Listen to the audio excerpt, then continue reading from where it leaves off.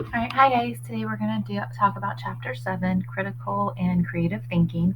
This is one of my favorite subjects, along with what we just talked about with strategic learning and our learning theories. So, again, college really is going to push you to be a critical thinker. As we mentioned in the other lectures, we want you to be able to look at things from different perspectives. We want you to get to the peak of that Bloom's taxonomy triangle with the analyzing, evaluating, and creative pieces of learning. That is the highest levels of critical thinking. So we want you to apply a lot of logic to what you're seeing. We're going to identify the CRAAP test, which will help you evaluate sources, identify strategies to help develop yourself and applications, explore key elements and stages of the creative process. And by creative process, I don't mean being able to draw or sing or necessarily art. It's more of problem solving, looking at things from multiple lenses, instead of just hitting that same wall and stopping. And then applying those skills to stimulate creative perspectives and innovative options. Okay, so starting with critical thinking, what is it? What is it to you? It's a clear, reasonable, reflective thinking. It's the process of questioning information. You should be questioning information and looking at it. I will tell you right now, with critical thinking, I think it's so important right now. We're seeing a lot of divisiveness in the world right now. And data and information is it's muddy. It's very messy. I think more so than it's ever been. I can tell you for myself, I follow about 8 to 10 different news sources. I feel like that's the best way to get data and information. It's a little bit more cumbersome than trying to sort through it, but I follow multiple ones. Another thing that I do, if you're political at all, is I follow people I like, and I also follow people I may not agree with. And I do this so I can see what they're really putting out there, not what KXAN or MSNBC say that they're putting out there, but I want to see it for myself. So those are some ways to really start getting better information, but you always want to question it. If you see a headline, look at the source, and we'll talk about that. And then find it on multiple news sites if you really want to know what's going on with it. Read the full article, not just the headline. Things like that. It involves how do we know, and is this true in the case or just this instant? That's important to know. How do we know this? I think we all grew up with, mom or dad or an aunt or grandma telling you something, and we took it as truth. Sometimes they're what we call old wives' tales, right? Or an urban legend. I love my mother, but she's a fan of saying, well, they say this and they say that. And it's like, well, who's they? Why are they saying that? And she doesn't know. It does involve being a little bit skeptical and challenging assumptions. We want you to go more than the memorizing facts. Like I said in the previous video, we don't want you to tell us what the book says. We want to know what you think about it, why you think about it, where is that coming from, what do other perspectives think about that subject. So it's important to ask questions to formulate that logical reason perspective. It's also really important to analyze our opinion from fact. A lot of us tend to put our opinion as truths, and we need to be really careful with that. So knowing what's happening, gather that basic information. Why is it important?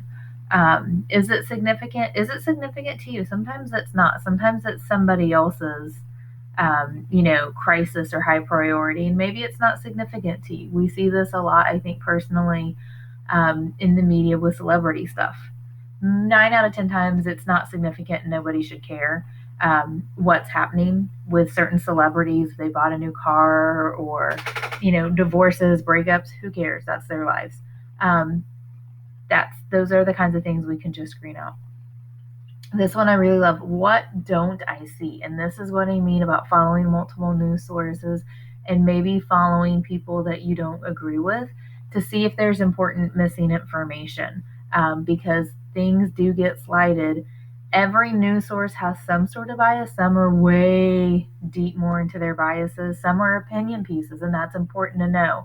HuffPost is a lot of opinions. They present their articles with a lot of facts and statistics that form their opinions, but they're pretty openly a little bit more biased, and that's fine. There's nothing wrong with getting information there as long as it's not your sole source of information and you understand that they're writing with a bias and they're writing with a lot of opinion pieces. Um, it's important to look for some that might be a little bit more neutral. Guardian, NPR tend to kind of walk the line, but you're still getting information through the lens of whoever wrote it and whatever they think about it. So that's why you want to see and expand on it. Is there something missing? Is there more to this story? Ask yourself where the information came from. So I just sort of touched on that. Um, a blog versus a news site is very, very different. We all know we can't use Wikipedia as a good source anymore. It's important to know where that information came from because somebody could be giving you information to convince you of their argument. And that's very different from somebody laying out facts and be like, take what you want from it. This is what's being reported, or this is what the numbers look like. Again, it's fine to read blogs. It's fine to get other people's opinions, but just know that that's what they are. They are opinion pieces. And you need to know how well they got it, how much facts that they're using, and then do you agree? Do you disagree? And then you go through all of these questions to start formulating your own opinions about it. Again, looking at who is saying it. So who wrote the opinion piece? Is it a journalist that has an opinion column or is it a politician or a celebrity or somebody that might have a little bit more of an angle, whether they're convincing you of their argument or convincing you to buy something? It's important to know who is saying it. And then what else? Try to figure out what other ideas or possibilities exist. So a really easy example of critical thinking is think about if you have to buy a car. Some of you may have already gone through this experience. These are the sort of questions you would actually apply to it, because if you walk into a car lot, no research done, no idea what you want, and the salesperson approaches you, their goal, they can be the nicest person on earth, their goal is to get that commission and to sell you something that's going to be, higher end or whatever it is that kind of honestly works for the company and their paycheck. Like that is the system that is set up for most car dealerships. So it's important to know, gather your basic information of what kind of car you're looking for. Ask yourself what's important. I know for me, pre-COVID, I drive a lot for my job because I live in Georgetown, and so working at Austin Community Campus, any campus I have to go to is a drive. So, and I have a 12-year-old. So for me, what is important is mileage and safety. That may not be the same that's important to you. It's important to know, or it's critical to know what's important to you, so that you can filter out the cars that don't meet those standards. Don't even look at them, right? What don't I see? This is where I personally use Kelley Blue Book and different sources to research cars, because you can put in what's important to you and it will filter out some of like the ratings and different things that are said about those cars, recall information, things like that. Because if you walk on the lot, that's not the stuff that they're going to necessarily show you, if it means selling you a higher priced car than the other one. Again, ask yourself where the information came from. Salespeople are great and very knowledgeable, but do not let them be your single source of information for that car. Again, they have an angle, because they have to pay their bills and just like the rest of us. So think about who is saying it, what their goal is. Some are going to be more honest than others. I don't want to, if any of you are car salesmen, I'm not at all trying to slam car salesmen. But I do think it's dangerous to have them be your only source of information for all those cars on their lot.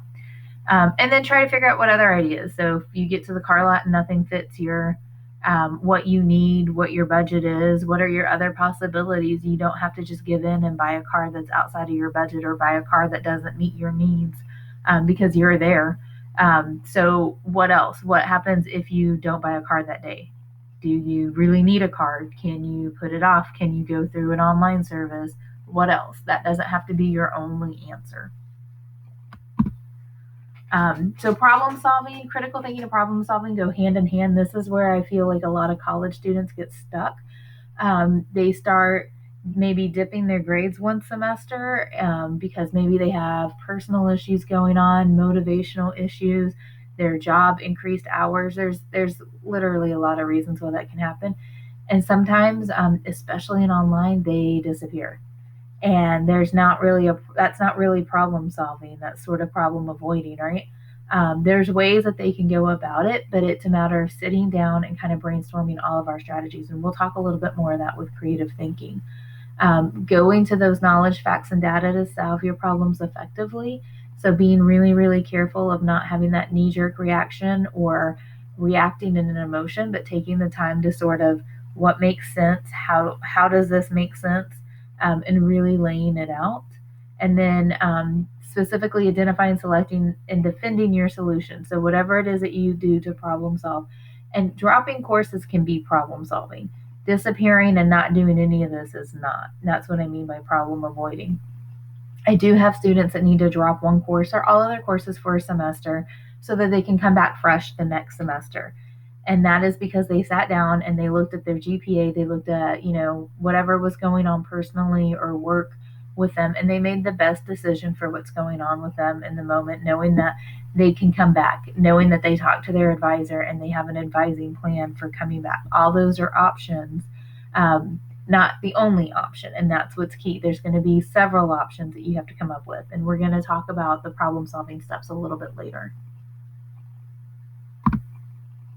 All right, evaluating information. This is so critical in a day of age where information is everywhere. You don't even ask for it, right? Facebook, Instagram, Snapchat, TikTok, Twitter, they all just throw information at us now. And it's getting harder and harder, I think, to evaluate information. So we need to be prepared for it. We need to be able to read for understanding. So whether it's something online, whether you're looking at an article and you're doing research for a paper, you need to read for understanding. So again, if it's an article online, it means reading more than just the headline and going in there and getting the context of whatever the story is about. Examine the arguments. So look at arguments for and against. If you're writing a paper and you're developing your argument, look at the arguments that are against whatever it is that you're trying to defend. Usually you need to address them, but you also need to see if there's a merit. I have had students who struggle with writing the paper, and it's because their arguments aren't good. Unfortunately, they're reading arguments for or against, but they can't find any information supporting their own argument. And that's a case where you really need to examine your own argument. Maybe your argument's bad. Maybe what you thought about the situation is incorrect because you were misinformed and you didn't have all of the facts. And that's totally fine. Part of critical thinking is evolving and changing our minds as necessary as we get new information. And that's part of that clarify thinking, what's going on with your argument, or if you're reading a text or you're reading something online, what's going on with it?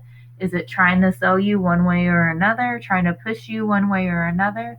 And what do you think about it? Take that, watch that video, read that article, read the journal, whatever it is, and then set it aside and think about what you think about it. And then the cultivate habits of mind. The more you practice these strategies, the more they become second nature. You'll become annoying to your friends and family who post things online, and you start asking, well, where did that come from? Who said that? People don't like to know those kinds of things sometimes, but it is really, really important for you to know where the information comes from. I love my parents dearly, but they spend a lot of time getting their facts from memes. And things that are shared on Facebook, articles that you can't really find the source or any sort of data in, videos, things like that. And that's becoming very dangerous. And so get into the habit of asking these questions, examining these arguments, and clarifying the information, and it will become second nature to you. All right, so I really, really, really recommend this documentary on Netflix. I just watched it last week called The Social Dilemma. And the reason that's important to what we're talking about now is this is a documentary interviewing different CEOs and founders for Twitter, Pinterest, Facebook. They worked in different levels, and they talk about the algorithms used. And they talk about how the information is getting sorted now based on these algorithms. For example, one thing I didn't know is Google searches are different per person based on algorithms that have been built for them. And so where you live affects the kind of auto-predicting Google search and Google News stories are going to pop up for you than somebody living, probably even from Austin to Georgetown, I would suspect. And it talks about how a lot of people are operating on a completely different set of facts and how scary and dangerous that is. And so I think if you have the time, check it out. It is on Netflix. If you're interested and you don't have Netflix, let me know and we'll figure something out. I think everybody should watch this because we rely a lot on the internet to get our information, and we don't realize how it's kind of manipulating us. And I'm going to use that to segue into the CRAAP test. This is a way to kind of break down information, whether you're reading it, hearing it, watching it, and sort of evaluate it to make sure that it's good information. This is especially important as you write papers and you start citing sources. You can't cite Google News, you can't cite Wikipedia. You have to have strong sources. A lot of sources are good. I use a lot of sources if the website's in an edu or org or .gov. Those ones are a little bit already kind of screened out for you. But if it's just a .com website, you really need to apply the CRAAP test. When you do library searches for journals and things, you can do peer reviewed and things. And a lot of that, again, is done for you. But if you're coming across just arguments, again, on Google News or something, you need to apply the CRAAP test and make sure that it's a reliable source that you can use to make a stronger argument. So the first step is currency, and that's going to want to know when the article was written. What was happening in 1980 is very different than what's happening today. So using an article to craft your argument that is 40 years old is not going to be a strong argument. So if you're on the library's website, you can filter by years. I usually don't look at anything when I'm doing research, usually past 2000, ideally between 2010 and 2020. It also kind of depends on the things that you're looking up. Obviously, maybe if you're doing a history paper, you could use something from 1980, but you'd still want to find a little bit more current. But if you're doing something like in medical or scientific, you definitely want to stay current because those things are the kinds of things that are constantly changing. Relevance. Does it really matter to your argument? You want to be real careful that you're not stretching just to cite a source and that it does matter to your argument. We'll use all or part of the resource and why. How does it change? So we talked about earlier, if you're struggling finding anything to back up your argument or to create evidence for your argument, you really want to reassess your argument. And then looking at the material's intended audience again. You can use something from a blog, but a lot of times you just kind of have to state why you're using it. Usually what's more helpful, if you're using an opinion piece, they'll have their own citation. So if they quote a number or a statistic, you can go to the original statistic and quote it yourself. That is usually the best way to go back to the original source. All right, what is the author's credential? This is important. I could absolutely write an article on how to fix a car. Never in my life tried to fix a car, but I could make some stuff up and put it on the internet because that's how the internet works. And then you go and you write a paper on the evolution of cars, and then you have my stuff in there where I'm using words that don't make sense because you didn't check me out. So be sure to look at the author's credentials. Again, depending on where you're getting sources, a lot of this is done for you. If you're using strong news sites, government sites that provide a lot of data, you don't have to worry about this so much. If you're using the library and the databases, you're getting these peer-reviewed articles from journals and stuff. A lot of this is done for you. But if you're getting something outside of those on your own, you want to go through this and see who wrote it, why they wrote it, what are their credentials, and what is their knowledge in the subject. Again, accuracy, if you're reading something and there's no citations, a real common, again, is, well, 80% of people think the sky is blue. Where did you get 80%? If there's no sort of citation, if that didn't come up from anything, then that person pulled it out of their butt. And you do not want that in your paper. So be real careful that you're looking at how they're citing their own sources and where they're getting their own information as they're presenting them as fact or biases. You want to be able to verify the information. You don't necessarily need to go through everything and verify it, but you need to check that there's a reference page and citations, and you could verify it if you need it. And then that last point, if it's riddled with grammatical errors, leave it alone. Don't even try. Any sort of solid source is going to be reviewed, is going to be edited before it's published. And then purpose, that again goes back to when we talked about critical thinking. Who is giving you this information? Is it a journalist? Is it the, again, you can go to like the US Labor Bureau and get employment statistics, and that information is out there for anybody that is out there. There's no specific author. The author is the US Labor Bureau. And you can get those numbers. You're not worried about, they're not trying to sell you anything. They're not trying to persuade you. They're just giving you numbers. If you're looking at an opinion piece, that's a little bit different. Again, if you're looking outside of using the library databases or certain kind of websites, you want to be real careful knowing the author's purpose. If they're trying to sell you something, then be really, really careful with that. Make sure those citations are there. Make sure they're presenting it. It's okay for them to say, hey, I'm super biased on this and this is why.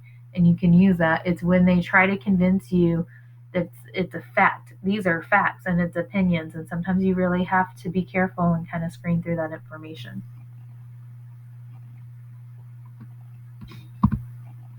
All right, so we're going to stop here, and then I'll do a second video for developing yourself as a critical thinker, and we will get into that. All right, thanks, guys.